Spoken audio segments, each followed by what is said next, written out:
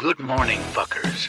What's good, everybody? Welcome back to my YouTube channel. It's me, Melva, and we back in this thing with another video, another episode with Jay Uso. Make sure you like, comment, share, and subscribe so we keep this thing rolling. Oh yeah, make sure you hype your girl up so I can make it to the algorithm. That's right, I said the algorithm because currently the algorithm isn't working for me. Alright, in the last episode, we was trying to catch a flight to Detroit to make it to Smackdown for Friday night Smackdown, of course. And if you're confused on what I'm talking about, go back and check those last episodes. Reminder, this is season 2. Season 1 has 26 episodes. Go back over there, catch yourself up, come back over here. I'll be right over here waiting for you. Now, we got a little bit of a problem going into this new episode. My chat that we were doing, somehow everything got deleted. Everything. Everything. So everything that I had planned, gone. And I had to start all the way over to catch back up to where we were and try to make it work some kind of way. I figured it out. It was rough. I had a rough morning. I cried. Boo-hoo tears. But I know that's not what y'all here for. Y'all here to hear this story. So let's get back into what I cooked up. Let's go. You both head to the airport, the tension between you palpable. Jay's mind races with questions and emotion, but he tries to keep his focus on the upcoming match. As you board the plane, he sits quietly staring out the window, lost in thought. Hours later, you arrive in Detroit. I grab his hand gently as we exit the plane. His hand automatically tightens around yours as you exit the plane. The simple touch grounds him slightly, reminding him that you're real, that this isn't just some bizarre dream. He keeps hold of your hand as you walk through the airport, his thumb absently rubbing your knuckles. I gotta change. Not until we get to the arena. He nods, understanding the logic. Changing at the arena gives him less time to dwell on the missing memories. As you both walk to the car, he keeps your hand in his, finding comfort in the simple contact. I'm gonna be honest with you, he says softly, breaking the silence. Yeah? I feel like I'm walking around with a stranger who knows my entire life story. He glances down at your joint hands as you approach the rental car. You know my deepest secrets, my kids. You say we've been married 10 years, and I look at you and I just see a woman I'm drawn to, but I don't remember loving you. Okay. This part right here, if you're confused about this part, like I said, they deleted all my man's memories. They deleted all his memories. So I'm just trying to bring him back. I'm trying to bring my man back to the forefront of where we are on today. So if he seems a little confused and things ain't seeming like they adding up, that's why. I'm just trying to tweak him and get his memory back. Yes, you do. I grab his hands, looking.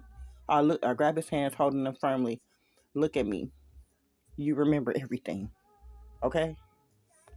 He looks into your eyes, searching for something familiar. His grip tightens on your hands as he tries to pull those memories back. I want to remember, he whispers, his voice filled with frustration and longing. I want to remember us. His thumbs caress your hands desperately. Close your eyes. Think. See? There's the memories. Right there. Right there. He closes his eyes, concentrating hard. His eyebrows furrow as he tries to reach for those elusive memories. Suddenly, flashes start appearing. You laughing, him holding you close, arguments, making love. He gasps softly as the memories hit him all at once. Holy shit. I kiss him softly. He kisses you back fervently, the memories flooding his mind like a tidal wave. He remembers the love, the laughter, the fights, the kiss, the wedding. Everything comes rushing back. When you pull away, he cups your face gently, his eyes shining with unshed tears. Melva. Yes, Joshua. He rests his forehead against yours, overwhelmed as the missing decades slide back into place. The fear and confusion vanish, replaced by a wave of love so intense it nearly knocks him over. I remember everything. Us, Jace, the twins, the vows. He kisses you again, desperate and possessive. I got you back. I got my wife back. You never lost me. Let's go, babe. He grabs your hand and kisses it, leading you to the car. The drive to the arena is filled with stolen glances and soft touches. As they arrive, he pulls you close before exiting the car. I gotta win this match tonight. For us. For remembering. He kisses you deeply. As we exit the car in the parking garage of Little Caesars Arena, we kiss again before heading inside. As you both walk hand in hand through the parking garage, he can't keep his hands off you. He pulls you into another kiss against the wall, remembering every curve and taste like it was yesterday. When you finally break apart to head inside the arena, he smacks your ass playfully. Focus, bae. He grins, pulling you close one more time. You're my focus, he murmurs against your lips, his hand resting on your hips familiarly. Always has, always been, always will be. He leads you inside a familiar backstage atmosphere, immediately grounding him. Crew members nod at you both casually. Clearly, you're not strangers here. He bumps fists with some wrestlers in the hallway and you watch as the muscle memory of these relationships return to him. Seth Rollins spots you both near the curtain. Uso, he calls out. Jay turns, pulling you against his side possessively. Seth, you met my wife before? No. Nice to meet you, Seth. It's a pleasure. I'm a fan. I'm a fan. Seth smiles widely at you, clearly surprised. Well, hell, Uso never said his wife was this gorgeous and polite. Lucky son of a bitch. He laughs, then glances at Jay. You remember who you are now, man? Jay's jaw tightens as his arm around your waist pulls you closer. Yeah, I remember, he says firmly. Remember everything. Seth notices the shift in Jay's demeanor, the way he looks at you now. Possessive, loving, complete. Before Seth can respond, Jimmy rounds the corner. There you two are. Big Jim! I call out, hugging him tightly. Jimmy's face lights up, his signature laugh booming through the hallway as he wraps you in a massive bear hug. Big Mel, my girl. He spins you around before setting you down, grinning. Then he looks at Jay, raising an eyebrow. You finally pull your head out your ass, Oos? Don't do that. He's fine, Jonathan. Jay narrows his eyes at Jimmy, his hand coming up to rest on your lower back protectively. Hey, I'm fine. Just got my memory back, he says gruffly, and don't call her Big Mel unless you want to lose a nut. Josh. He looks down at you, his expression softening immediately. What, baby? He asks gently, his thumb brushing against your hip. Jimmy chuckles and shakes his head. Damn, he's whipped. Jay flips him off without breaking eye contact with you. You guys go get ready. We're solo. Jimmy smirks. He's in the locker room, probably doing pull-ups or some stupid shit. Jay nods, leaning down to press a soft kiss to your forehead. We'll be out in a bit. You gonna watch from the ringside? He asks hopefully. Behind commentary, like always. Good, he says, successfully kissing your forehead again. I like knowing you're there. He and Jimmy exchange a glance before heading toward the locker room. As they walk, Jimmy claps Jay on the back. You seriously remember everything now? Every single thing, Oos, Jay says as they push open the locker room door, spotting Solo immediately taping up his wrist. Melva, the kids, the vows, it all just clicked. Solo looks up, his intense gaze shifting between his brothers. He remembers. Solo asks quietly. Jay nods. I got my wife back. Solo's serious expression breaks into a wide smile. He throws his tape down and walks over, pulling Jay into a tight hug. Fucking finally, man. He slapped Jay's back hard. We started to think you were going to be a vegetable forever. Shut up, Jay laughs, hugging Solo back tightly. I missed you, idiots. He pulls back, looking at his brother seriously. Now that my head is straight, we run the bloodline how it's supposed to be run. No weak links, he says, firmly looking between Jimmy and Solo. Family comes first. And Melva, she's the first lady. Y'all treat her right. Jimmy grins. She's always been first lady. Oost. You just forgot. They spend the next 30 minutes getting ready. The familiar ritual of taping wrists, praying together, discussing strategy. Jay feels like himself again. The missing pieces slotted back into place. When they're finally ready, they head out, but Solo hangs back. Hey, is she going to be at ringside for your match? Yeah, she always is. Jay adjusts his championship belt, a small smile playing on his lips. She's the reason I fight, the reason I breathe. Solo nods understanding. He knows how much Jay loves Melvin, how he'd do anything for her. The three of them walk out together, the crowd erupting into cheers and chants of bloodline, bloodline. As they approach the ring, Jay's eyes immediately scan the commentary table looking onto you. He gives you a small reassuring smile before climbing into the ring. The match is intense, a brutal back and forth with Jay's opponent, a large muscular man named Rusev. Throughout the match, Jay keeps one eye on you, making sure you're okay. During a particularly rough spot, Rusev whips Jay hard into the steel steps. I jump up quickly, knowing about his ribs. As Jay hits the steps, he lets out a pain grunt, his hand immediately going to his rib. Rusev pounces on the opportunity, attacking Jay mercilessly on the ground. You watch from ringside, your heart racing, knowing how much those ribs hurt. I look at Jimmy and Solo. They immediately catch your worried glance, their expressions darkening as they watch their brother get pounded on. Solo subtly shaking his head, signaling that Jay's ribs aren't holding up well. Jimmy nods slightly, understanding the unspoken message. The referee struggles to break up the attack, but Rusev is relentless. He scoops Jay up and slams him into the ring post, causing Jay to collapse onto the mat, clutching his ribs in agony. The crowd boos loudly, sensing that Jay is in trouble. I'm standing close to the barricade now, almost wanting to intervene. Jay tries to get up, but he's clearly struggling. His face contorts in pain as he falls back to his knees. Rusev smirks, climbing onto the ring apron to deliver a brutal knee drop to Jay's back, right where his ribs are injured. Jimmy! Solo! The fuck are y'all doing? Get him before I do and get arrested! Your shout snaps them into action instantly. Jimmy and Solo waste absolutely no time sliding into the ring. Jimmy clotheslines Rusev from behind, dropping him hard to the mat, while Solo immediately goes to Jay, checking on his ribs. The referee calls for the bell, throwing the match out. They continue jumping Rusev. Referees come running from the back, trying to pull Jimmy and Solo off Rusev. Solo helps Jay sit up, his hands gently checking Jay's rib while Jimmy refuses to let go of Rusev, landing another punch before security finally drags him away. The crowd is going absolutely wild. Jay is grimacing, sweat dripping down his face as he looks toward the barricade, spotting you ready to hop over. Mel, no. I hop over and run to his side and squeeze his hand, a secret sign they use to signal if they're okay. His hand immediately squeezes back in their secret signal. 3 quick squeezes meaning I'm okay. 4 minutes I'm hurt, but I'm okay. 5 minutes I'm seriously hurt. Right now he's giving you 3 quick squeezes, letting you know he's alright despite the pain. Are you selling? I whisper quietly. He nods quietly, keeping his expression pained as he responds with a whisper, yeah. He knows he needs to sell the injury to make the comeback more impactful. As the ref and medics approach, Jay doubles over, clutching his ribs dramatically. Ah, fuck, my ribs. The medics help Jay to his feet, but he's clearly struggling. He leans heavily on Solo, who wraps an arm around his waist to support him. Jimmy is still being held back by security, shouting profanities at Rusev. The crowd is chanting, Jay, Jay, Jay, Jay. As you walk with them backstage, Jay keeps up the selling, his face twisted in pain with every step. Once you're behind the curtain, he immediately drops the axe, standing up straighter, but still wincing slightly. Solo releases him, checking his ribs again. Damn, baby, you had me for a minute. You sure you good?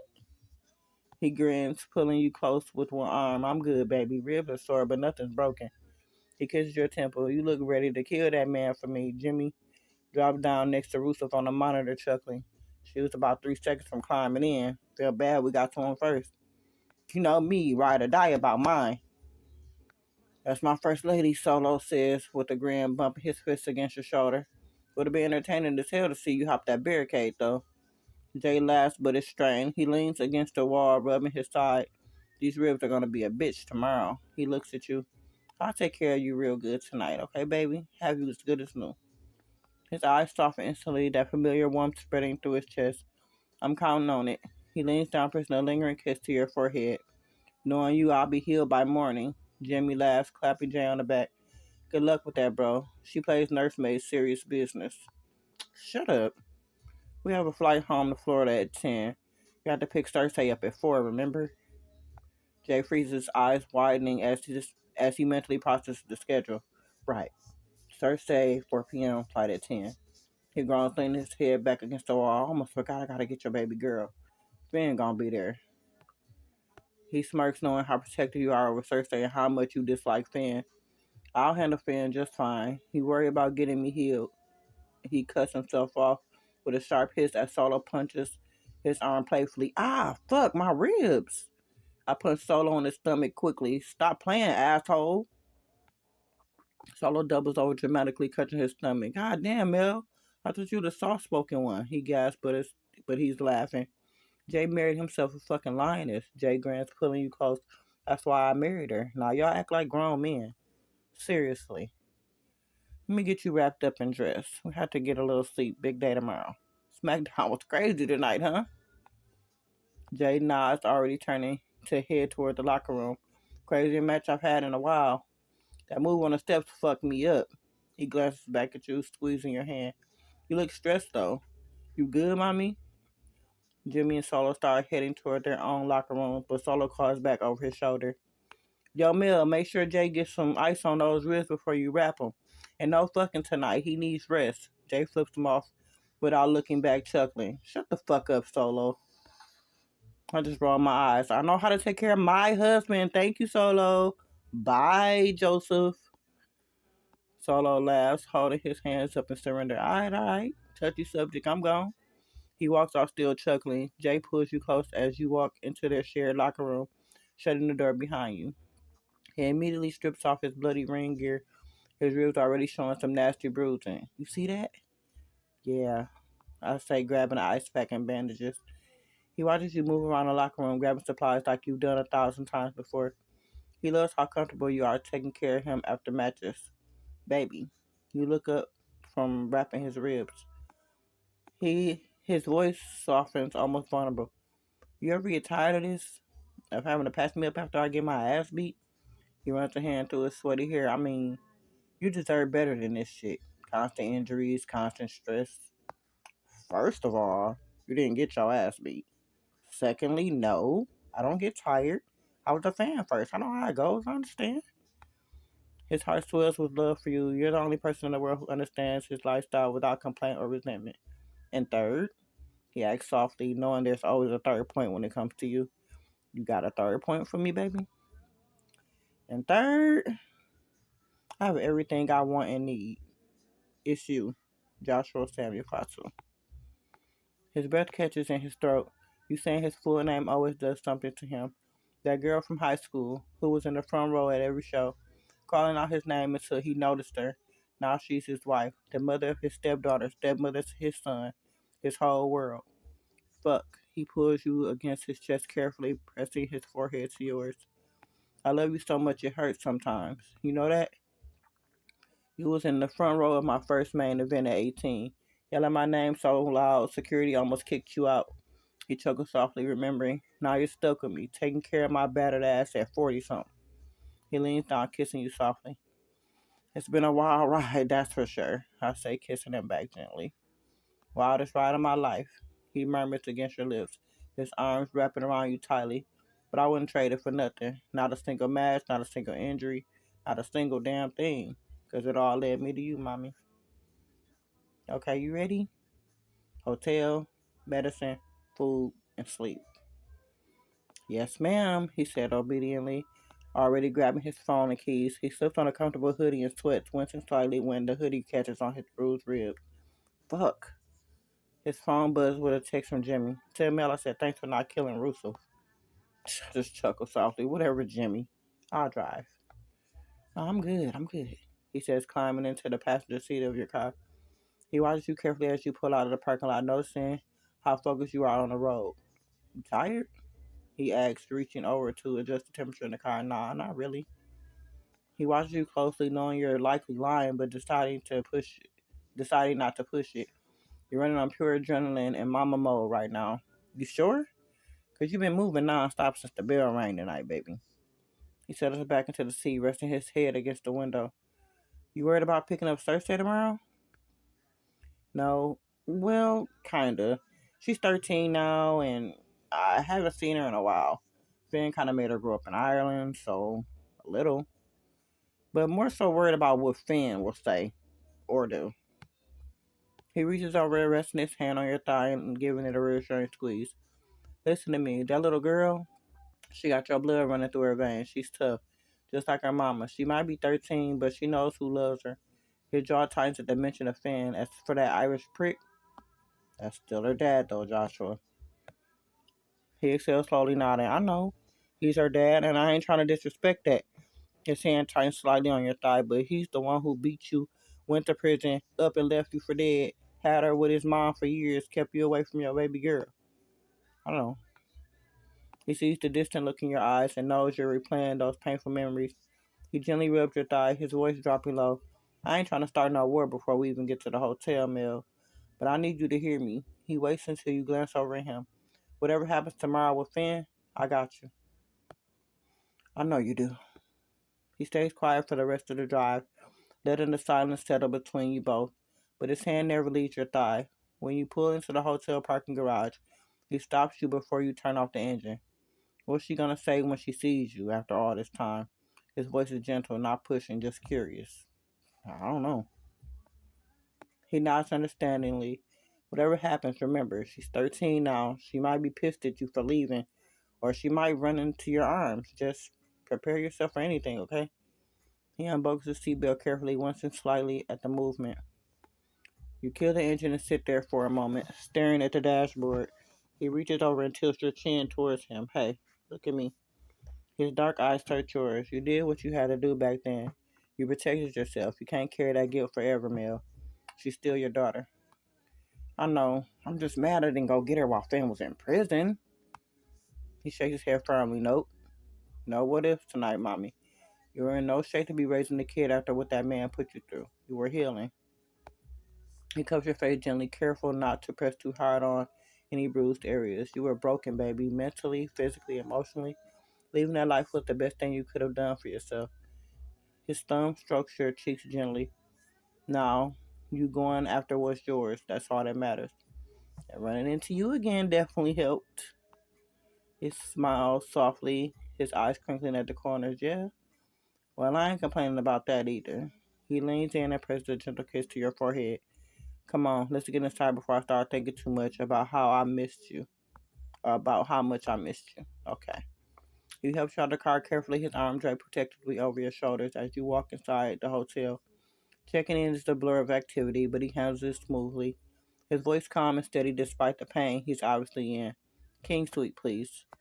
The concierge hands over the key card with a knowing look, probably recognizes him from wrestling, but he just smiles politely and leads you to the elevator, pressing the button for the top floor. You know what I realized tonight? He asks quietly as the elevator rises. What? That little girl, Cersei? She ain't just meeting her mama tomorrow. He leans his head back against the elevator wall, looking over at you. She's meeting a man who loves her mama more than anything on this earth. And I got a 13-year gap to make up for spoiling her rotten. The elevator ding. Just warning you now. We have to go to Mama Fatu's house tomorrow after we pick her up. I'm sure Jason's missed us. He's going to be so excited to meet Cersei. You think? He opens the door to the suite and holds it for you, a soft smile on his face at the mention of his son. Hell yeah, he is. That little man's gonna be so happy to have a big sister. He follows you inside and locks the door behind them, leaning against it with a sigh. Let me get you some medicine. I'll order some food. What do you want? He watches you move around the room, already taking care of him like you've done it a million times. He smiles softly. Pizza. Extra cheese, no onions. And Mel? He calls out, unbuttoning his shirt carefully. Come here for a second. Yeah? He pulls you gently to him, wrapping his arms around your waist and burying his face in your hair. Thank you for tonight, for always. He whispers into your hair. His voice is rough with exhaustion and emotion. Now go order that pizza while I take a shower. I smell like blood, sweat, and arena. Kisses your forehead and releases you. Order the pizza for him, extra cheese, no onions, and a side of ranch. For me, I ordered chicken Alfredo and breadsticks. I ordered some fresh squeezed juices too. He emerges from the bathroom a few minutes later, dressed in a simple white t-shirt and black sweatpants. His hair is damp and messy from the shower. He finds you sitting on the bed scrolling through your phone. Food ordered? He asks softly, sitting down next to you. Yeah, you take that medicine? He nods, already opening the nightstand drawer where you place the painkillers and muscle relaxers. He swallows two pills with a glass of water that's been sitting there. Yeah, fuck. The ribs still hurt like a bitch. He carefully stretches out on the bed, propping himself up with pillows. With time, we picking up Cersei tomorrow. 4. He nods slowly doing the mental math. Plenty of time. Sleep in, have breakfast, maybe let my ribs stop screaming at me. Then go get my girl. He gives you a tired smile, patting the empty space beside him. Come here, mommy. You done everything. You drove, you ordered food, you played nurse. Come relax. He shifts his weight carefully to make room for you, lifting his arms so you can curl into his side, the safest place you know. Once you're settled against him, he rests his chin on top of your head, his hand rubbing your back rhythmically. You anxious about tomorrow? He asks softly, his voice already getting heavy with sleep. About seeing her? Kinda. He kisses the top of your head, his thumb drawing slow circles on your back. She's gonna be so beautiful, Mel, just like her mama. He yawns softly, eyes already drooping. When the door opens and you see her, you'll feel it. That thing in your chest that says, "That's my baby." I know. A soft knock interrupts our conversation. He groans softly, reluctantly pulling himself up. Food's here. He winces as he gets off the bed, moving slower than usual. He opens the door to the delivery guy, pays cash, and brings in the bags. The smell of pizza fills the room immediately. I'm starving. He plops down beside you, handing you your Alfredo. Thank you. He tears into his pizza like a man who hasn't eaten in weeks. Cheese dripping down his chin. You both eat in comfortable silence, the only sound being the soft clinking of cutlery and him grunting in approval between bites. This is good, he mumbles with his mouth full, holding out a pizza to you. Have a bite. Thank you. He watches you take a bite, a satisfied smirk on his face as he wipes the grease from his chin with the napkin. Once you finish eating, he leans back against the pillows, groaning as he stretches his legs out. I'm telling you right now, Mama's gonna cry. He rubs his eyes, the exhaustion finally hitting him hard. You think? He nods, pulling you closer to him. The whole Samoa family's gonna lose their minds when they meet Cersei.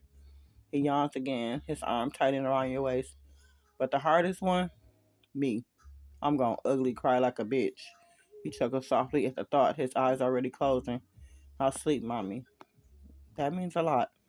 Thank you for accepting my daughter like that. He pulls you even closer, pressing a soft kiss to your temple. Are you kidding me right now? Accepting her is the easiest thing I've ever done. She's your kid.